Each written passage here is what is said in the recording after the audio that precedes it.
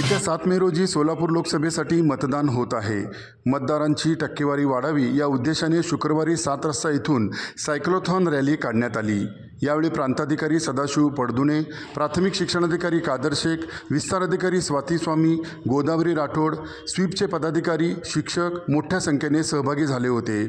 ही rally 7 वाजतापासून निघाली। Rangbhavan, Dufferin चौक, park चौक मार्गे 4 पुतळा परिसर येथे ही रॅली संपन्न झाली। यावेळी प्रांताधिकारी पडदुने यांनी रॅलीचे महत्त्व स्पष्ट केले। देशामध्ये लोकशाहीचा उत्सव म्हणजे मतदानाचे पर्व चालू आहे। आपल्या 42 सोलापूर लोकसभा मतदारसंघामध्ये 7 तारखेला 7 मे रोजी मतदान आहे।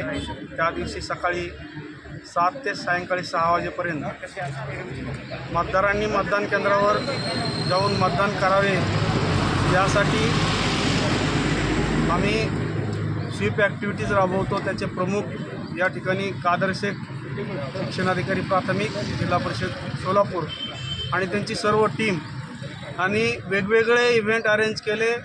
ज्या वस्त्यांमधून ज्या मतदान केंद्रावर मतदानाची टक्केवारी कमी आहे त्या भागामध्ये जाऊन त्या लोकांची जागृती केलेली आहे।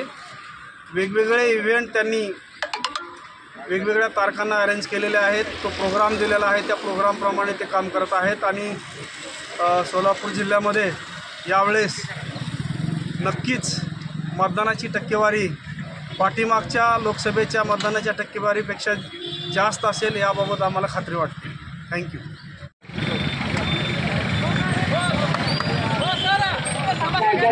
या ठिकाणी